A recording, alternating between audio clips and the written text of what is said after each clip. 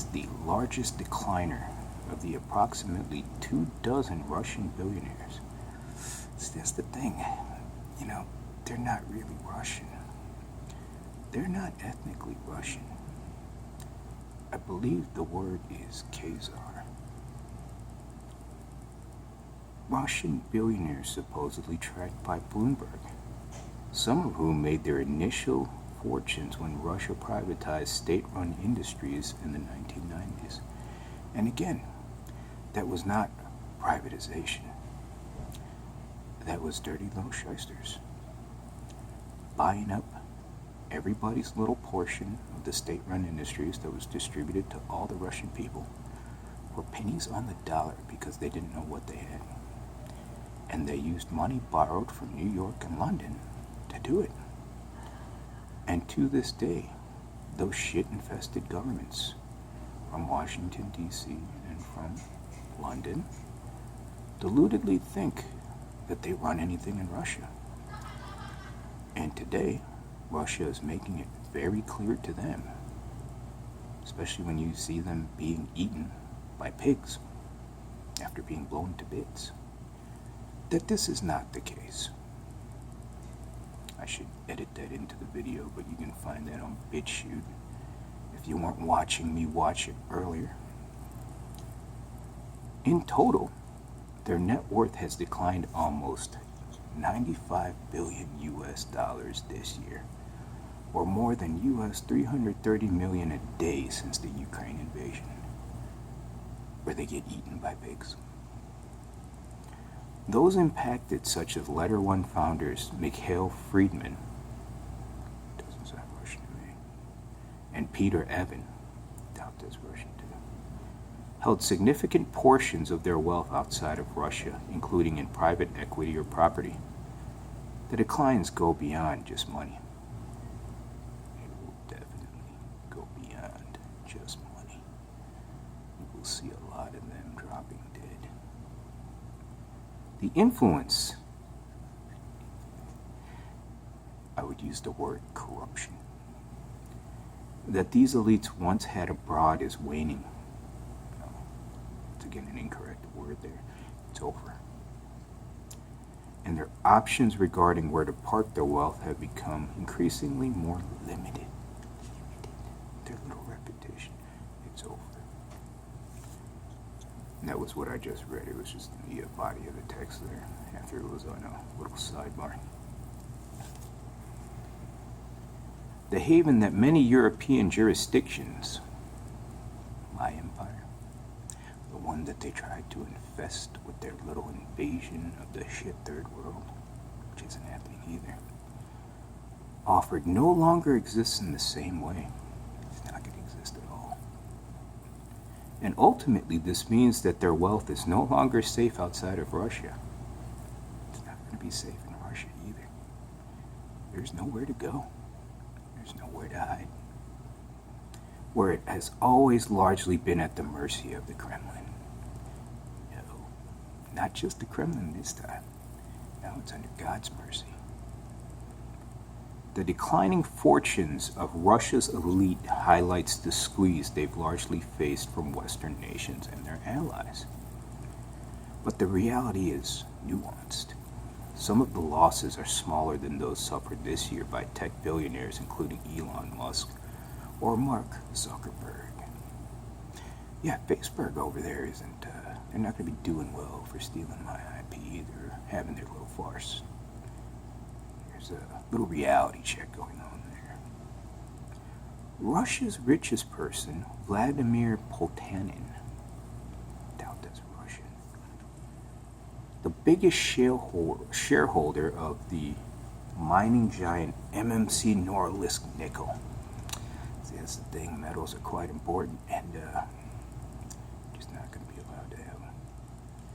Has expanded his empire in 2022, snapping up Rosbank from SocGen. Over the year, his fortune has barely been dented. He was sanctioned by the U.S. earlier this month, but the Treasury Department didn't place restrictions on Nornickel, the world's largest producer of refined nickel and palladium, effort to maintain stability in the metals market. You know, kind kind of like that titanium those little shysters aren't going to be getting.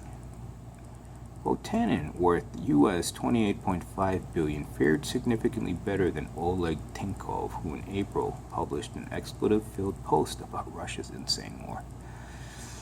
Well, it's not only Russia's insane war. That's God's war. And you know what's pretty funny? He put it on his Instagram. You believe that? You know, that little stupid app where they think they're going to screw around with people's communications. God's communications.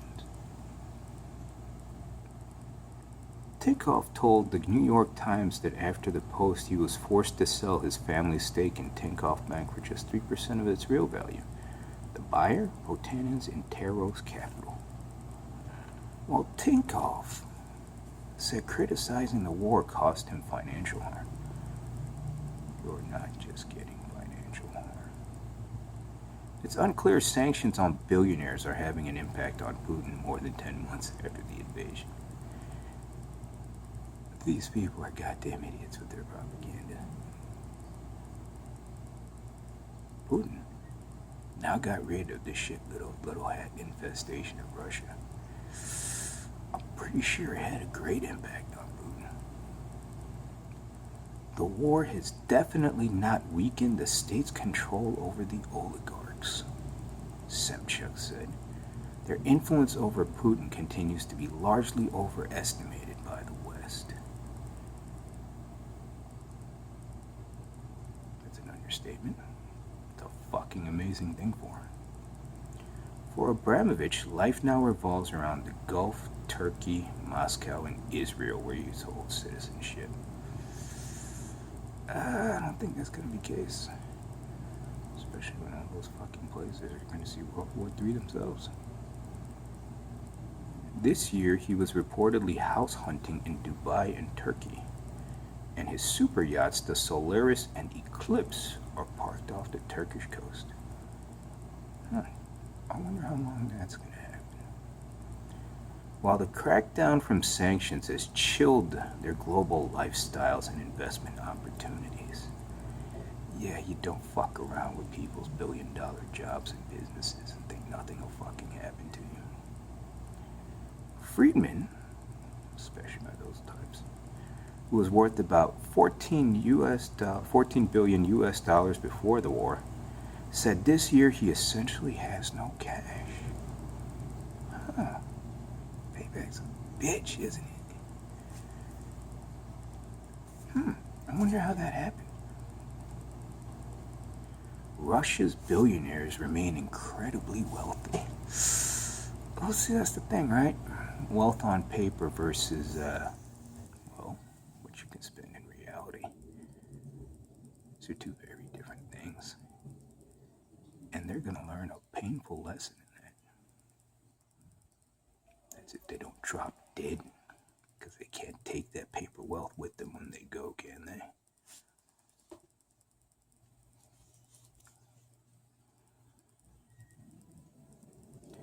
Taken as a group, these guys are down. They're probably going to be dropping dead. David Lingelbach, professor of entrepreneurship at the University of Baltimore, said about Russia's super rich, I don't think it's Russia's. I think it's Israel's. But they're far from out. They're probably going to drop dead. And that's been another episode of the Federal Church Presents Better Than Bloomberg. Remember, stay positive. Good vibes.